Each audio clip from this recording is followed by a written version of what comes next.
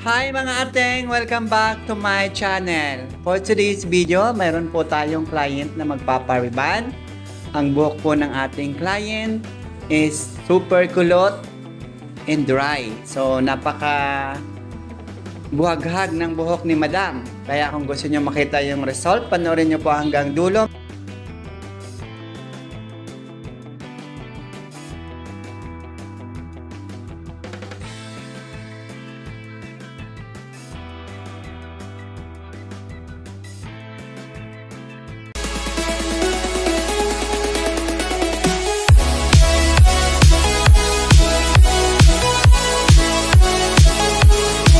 Yes mga ate, ngayon ay mag-a-apply na tayo sa buhok ng ating client.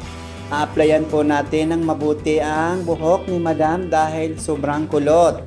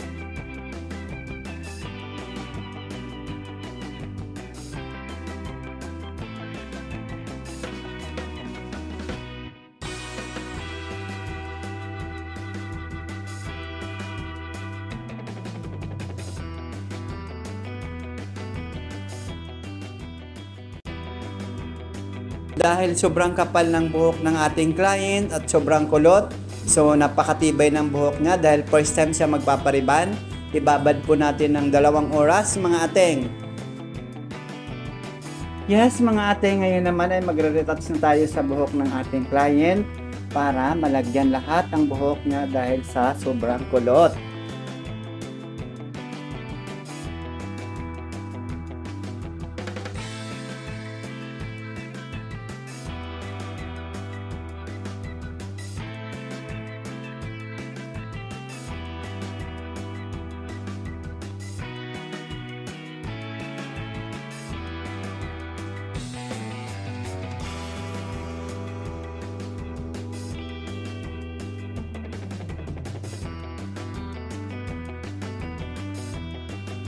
Yes mga ating, nakapagbanlaw na tayo sa buhok ng ating client.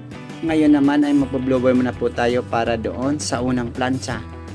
Abangan nyo mga ating ang result.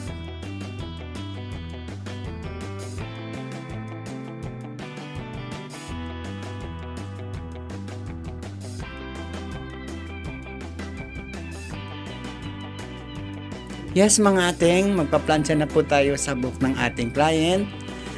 Doon naman po sa pagpaplansya, dapat maninipis lang po palagi para maganda yung outcome after ng ribbon mga ateng.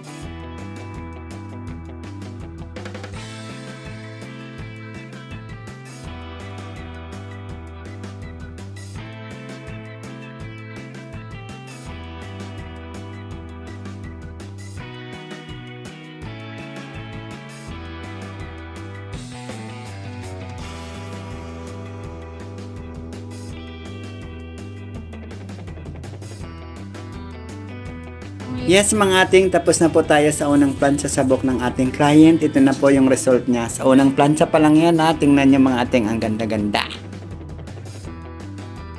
Yes mga ating, ngayon naman ay magbababad na tayo sa buhok ng ating client ng neutralizer. At doon naman sa pagbababad, 30 minutes lang po mga ating.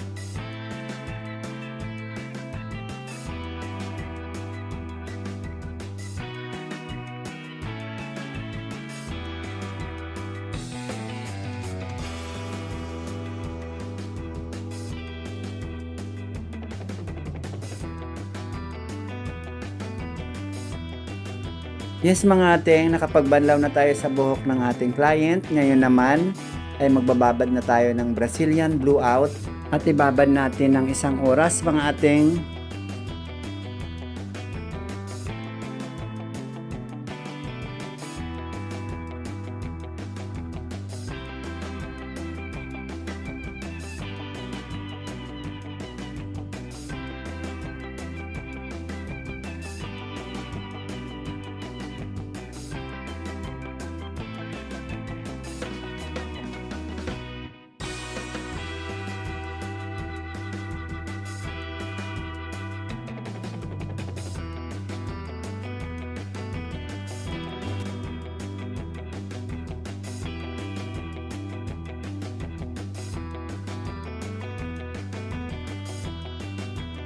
Yes mga ating, magboblower na po tayo dun sa buhok ng ating client. Tapos na tayo sa magbababad ng Brazilian at magpaplansya na po tayo para doon sa last mga ating.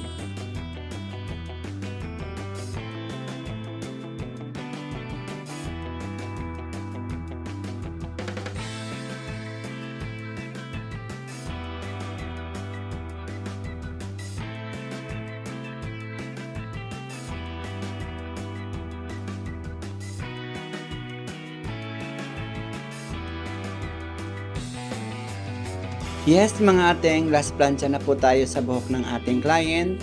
Pinagtulungan na po naming dalawa para matapos at medyo gumagabi na.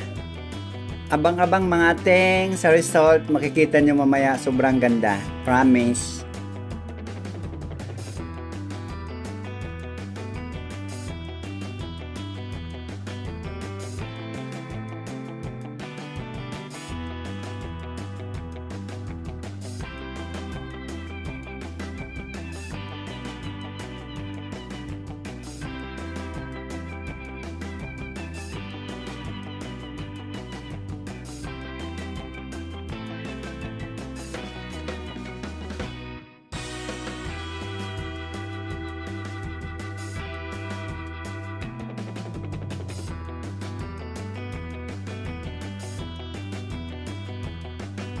Yes mga ating, ito na po yung result sa buhok ng ating client. Makikita nyo naman, from kinky to straight, o diba, bongga?